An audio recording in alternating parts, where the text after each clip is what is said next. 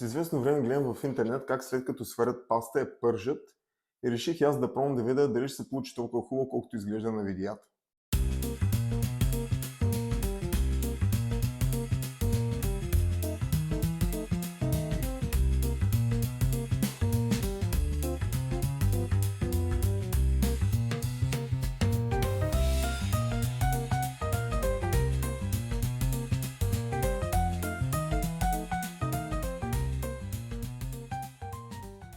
Ами, не се получиха.